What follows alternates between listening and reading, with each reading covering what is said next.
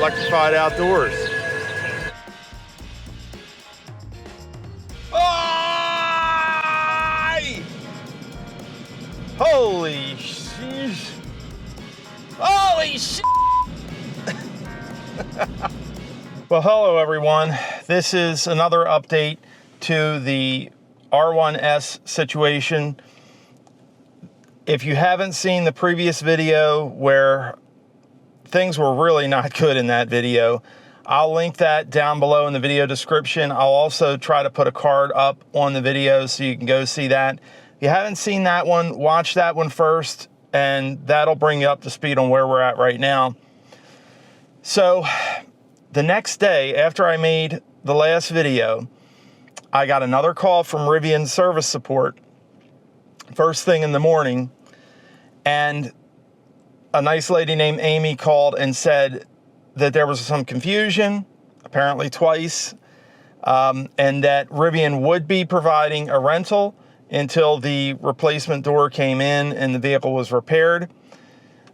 And I left it up to my wife because honestly, I was so frustrated with Rivian, both when I made that video and even the next morning, that I said to my wife, you know what? I'll pay for the rental out of my own pocket. If you want to accept the rental from Rivian, I'm leaving that up to you. That'll be your choice and your choice alone. My wife opted to accept the rental, and no, Rivian is not giving out Lucids. This is an enterprise rental. It just so happened that all they had was this Lucid Air. I wanted an EV. I didn't want to drive a gas vehicle. I didn't want my wife driving a gas vehicle. So that's where we are right now. Rivian did provide the rental, and we are very thankful to Rivian for doing the right thing here. I do want to address a lot of the viewer comments that came up from the first video. So again, if you haven't watched that video, go back and watch that. So one of the main things that came up, one of the main questions that came up from the first video was, why didn't we just keep driving the R1S? So we did. Geico, who is our insurance provider, gives you $25 a day, a maximum of $750 in rental coverage. This incident happened on January the 18th, so that rental coverage was gone by mid-February. We still didn't think the vehicle was safe to drive, but she was able to drive it. It did have a lot of wind noise. The alignment was off. And so my wife opted to just continue to drive it until late March when we dropped it off to National Auto Body. So we did drive it. We do have insurance. However, once the vehicle was taken to the body shop, and I'm not intimately familiar with this process, but when you take a vehicle to a body shop after an incident, the body shop does what's called a teardown. That's where they take all the damage areas apart on the vehicle, and then and only then are they able to get a full picture of all the damage to the vehicle. So that's what happened when we took my wife's vehicle in. They had initially, looking at the picture, thought that it would be possible to repair it. However, when they tore it down, they said it was going to be impossible to repair it because of the location of the damage and the fact that it was an aluminum door. So they went back to Geico. Geico agreed with the body shop and said, we're approving the replacement of the door. Of course, the problem is the door is going to take a long time to come in. Based on previous experience, the body shop told us that it was going to take 3 months. So that's where we are right now. Once the body shop tore it down, they told us we can't reassemble it. The vehicle is not safe to drive.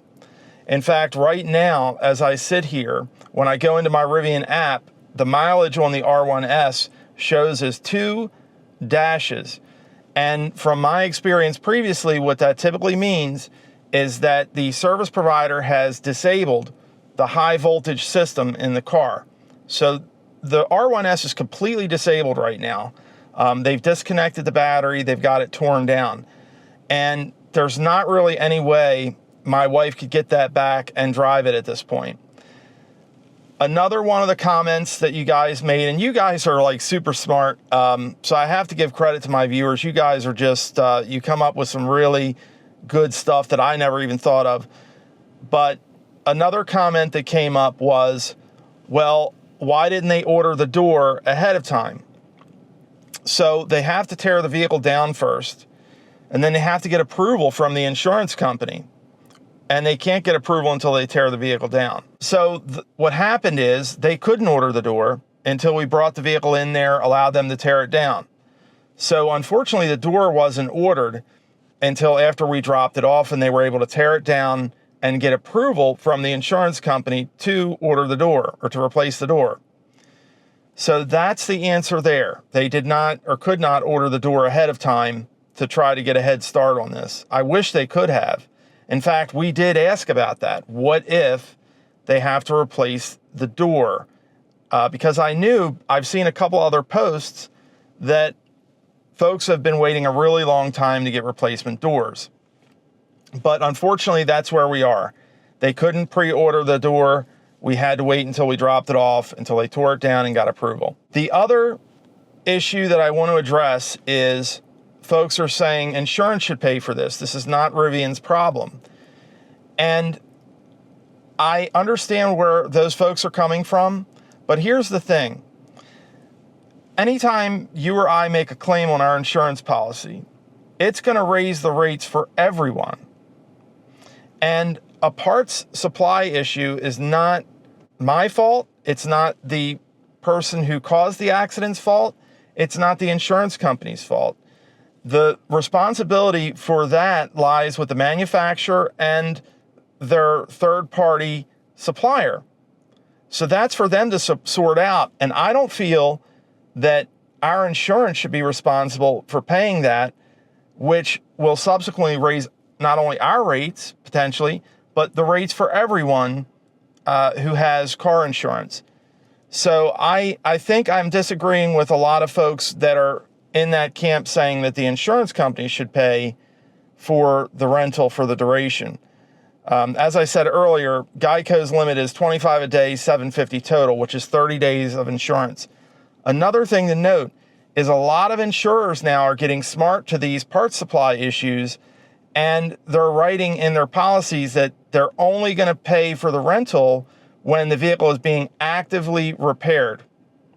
So if the vehicle is sitting there disabled waiting for parts, your insurer may not pay for your rental. So that's a good question to ask your insurance agent or your insurance company to make sure that you're making an informed decision. The last thing I want to bring up is it's now becoming an industry standard for the manufacturer to supply a loaner vehicle when there's a parts supply issue.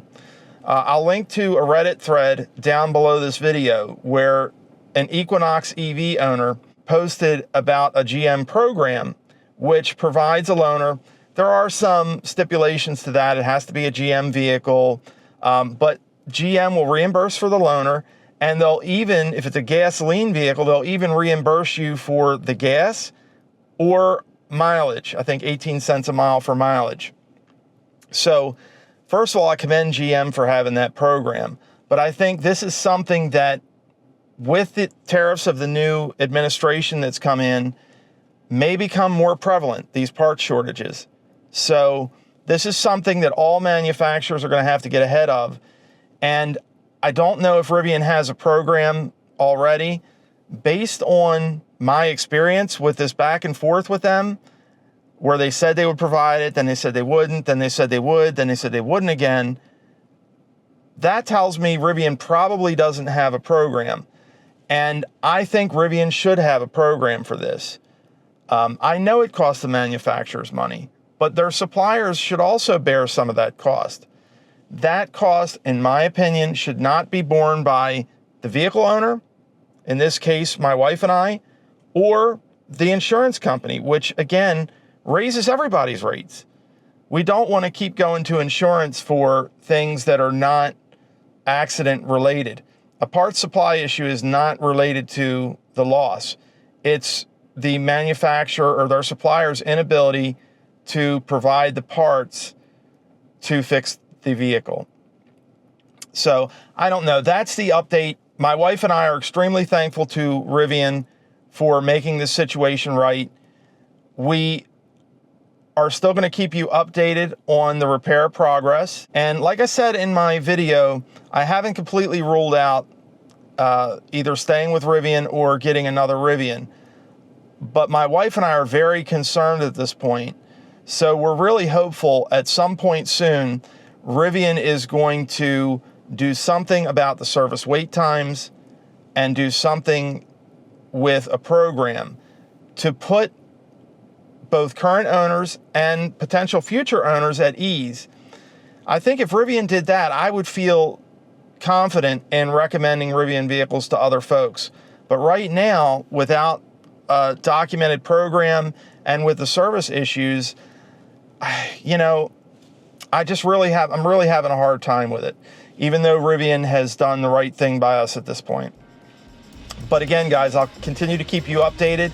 Remember to like so others can find our content just a little bit easier on YouTube. Click on subscribe, and if you hit that notification bell, you'll get updated immediately when we post the next update on our R1S collision repair process. As always, folks, remember to hug the people you love every chance you get. We will see you in the next update. Thanks, Rivian.